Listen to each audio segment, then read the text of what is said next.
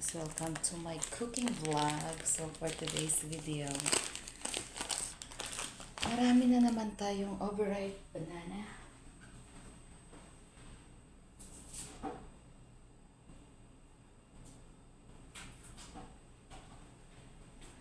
Diba? Overripe banana. So black siya pero pwede pa naman siya kasi tingnan mo naman yung laman niya, guys. Pwede pa siya. So ngayon, sayang naman kung itapon natin. Gagawa tayo ngayon ng banana bread. Banana bread. Okay. With 4 ingredients. Okay. Ito, tira natin to for design. Ayan.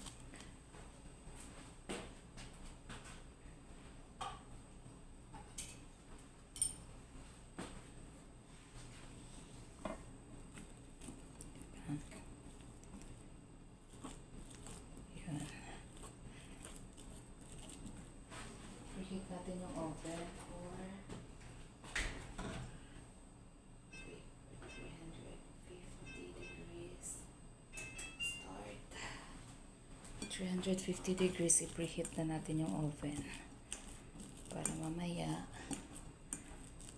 tapos na siya habang nagme-mix tayo. Bibake natin to for 30 minutes. So, ang gagawin natin ngayon is banana bread. Okay, so goods na siya. Yun, lalagay tayo ng sugar. Kasi hindi naman tayo mahilig sa sugar. Tantiyahin lang natin according sa gusto natin na sugar, amount of sugar. Okay, so,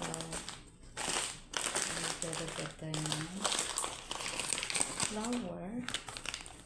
Kasi pang akin lang naman to, ako lang naman kakain. So, hindi na tayo mag-sift-sift. Goods na yan. And then, 2 eggs.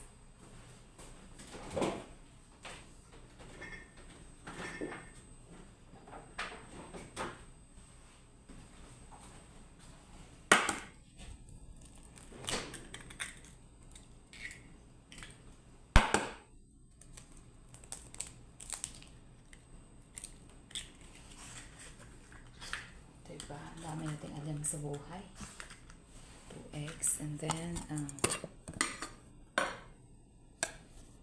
baking powder. Ang baking powder.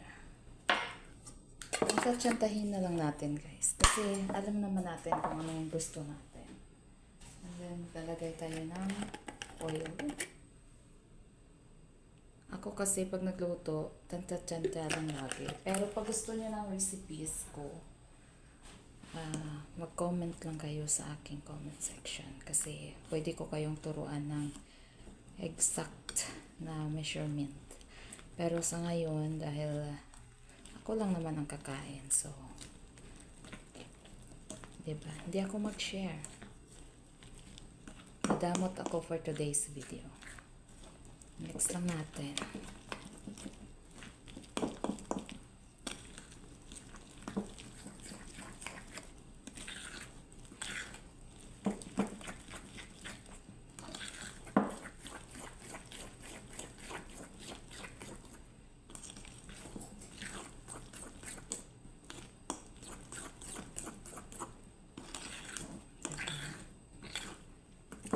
Oh, diba? May pangkape na tayo.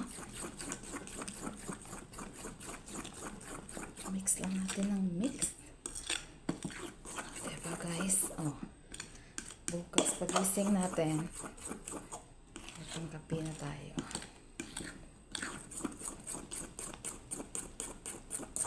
Oh, diba? Ay, nako.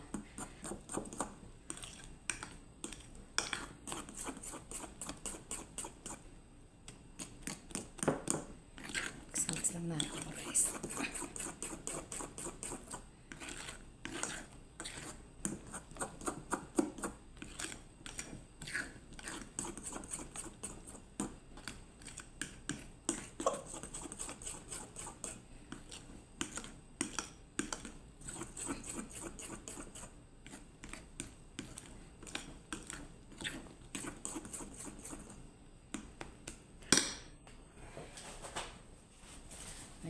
open ang ating menu bukas.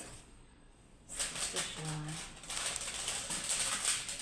Yan lang. So, alam niyo na yung nilagay ko. Bread lang. Banana. Slice lang natin. Dinurog-durog lang natin yung banana, guys. Okay.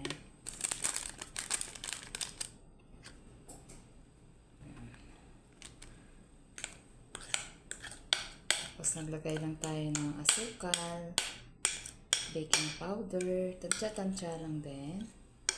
Basta mga homemade, guys, tansya-tansya. Pero pag mga commercial, kailangan kasi perfect sa lasa ng masa. Pero sa akin, sa ngayon, ito lang muna. So, ganyan siya. So, alam nyo na kung anong nilagay ko. Banana, tatlong peraso.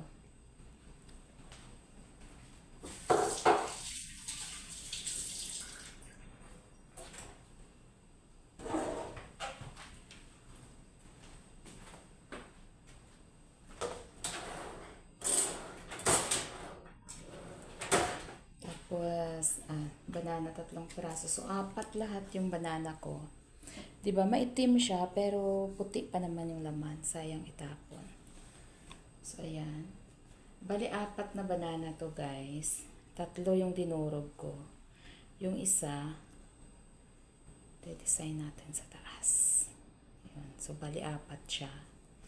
And then, baking powder, sugar, cooking oil, and flour. Okay, makagawa na tayo ngayon ng banana bread.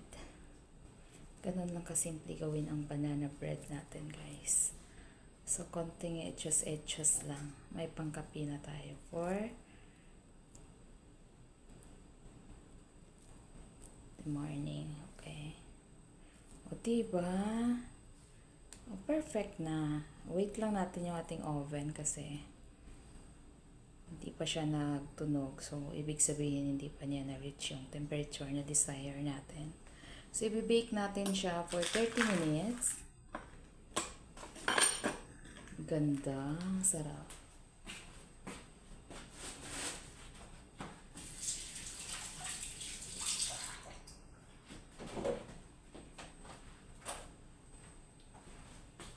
Bake lang natin siya ng mga 30 minutes. Yan. Nasa 200 pa lang yung ating oven, guys. Lagyan natin siya ng caramel syrup. Ay, nako. Ang sarap nito.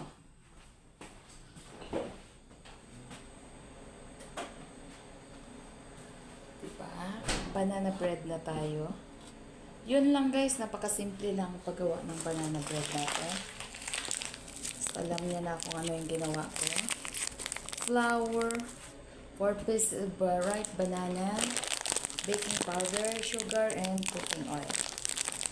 Ganun lang kadali. Mayroon, at saka, nakalimutan ko, may dinagdag pala akong 2 itlog. O, diba? Ang bilis. Mabilis lang yung paggawa natin ng ating recipe. Mayroon na tayo, makakagawa na tayo ng banana bread. O, diba? As simple as that. Banana bread. Diba? This is our banana bread. Okay. Itong optional lang tong chocolate caramel natin. Kung gusto mo lang naman. Kaya ako lang kasi parang napakalungkot naman ng banana bread natin. Kaya nilagyan ko siya na design sa taas. So, malapit na yung ating oven. Hintayin lang natin. Nasa 244 na siya. So, preheat natin siya for 350. So, hintayin natin siyang magtunog.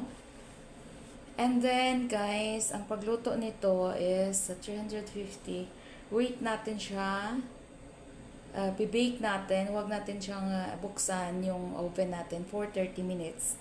So, 30 minutes na yon, goods na siya. Try lang natin kung ng toothpick kung dumidikit pa ba. Pero kung hindi na, ibig sabihin totoo na yung ating banana bread. And, mas maganda siya sa gabi mo siya iluluto para bukas malamig na siya, masarap na siya sa kape.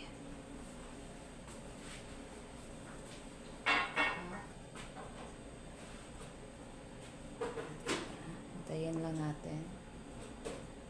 Yan, pag tumunog na yung ating oven, pwede na yan siya. Atin! Dunot na eh, oh. Hindi na kaya ito bukas.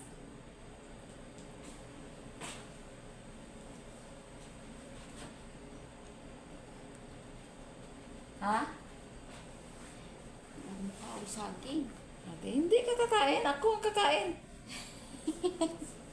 Masarap yan. Topping sa di mo? Oo. Diba? May pangkape na naman ang beauty natin bukas. May pangkape na naman. Bakit kasi hindi ka kumakain ng saging? Magkapi ka na naman. Para nawala doon eh. Dito pala eh. Ah? Kaya pala nawala sa kwarto. May ginagawa na naman kagbalaghan.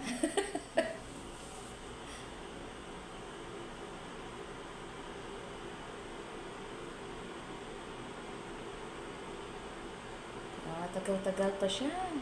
Tamang-tama lang yan mag-effect na yung ating baking powder. Diba? Ganun lang kabilis ang paggawa ng banana bread. O mag-shoutout muna tayo kasi hindi pa tumunog ang ating oven. Shoutout kay Master Worm. Shoutout kay Lady Gings. Shoutout sa ating good friend Doris Corner. Shoutout kay Mahalan. Shoutout to Rex Channel. Mary Yahoo. Mary Joy B. Manang Batanggenya. Ma'am Loisa Upilac. Sir Busing Joby. Diba? Shoutout natin ang lahat ng Yahoo family. Sis Arlene San Juan. Joanne Magbitang, Jack Martin Vlogs, Adron Vlogs, Katutubong Pinoy TV, Maria Gracia Sabala, Alea sa Malinog, diba nakalimutan ko yung iba, Jenaline, Galina, Rose Gulitz, Mysterious Ways, Mysterious Yahoo, Mar and May Talatala Vlog, Naomi, Karen Vlog. Nakalimutan natin. Che Tableso. Shout out to you, Che. And, marami pa tayong mga kaibigan na shout out natin sa next nating vlog, guys. So, abang-abang lang kayo. And a very, very special shout out. Hopefully, marinig niya to. Si Irene Malinaw and Boss Boboy na laging nagtatampo. Shout out sa'yo and also Four Brothers Adventure. Ayun. Shout out. Ayun. Tumunog na guys. Kaya ilalagay na natin ito sa oven.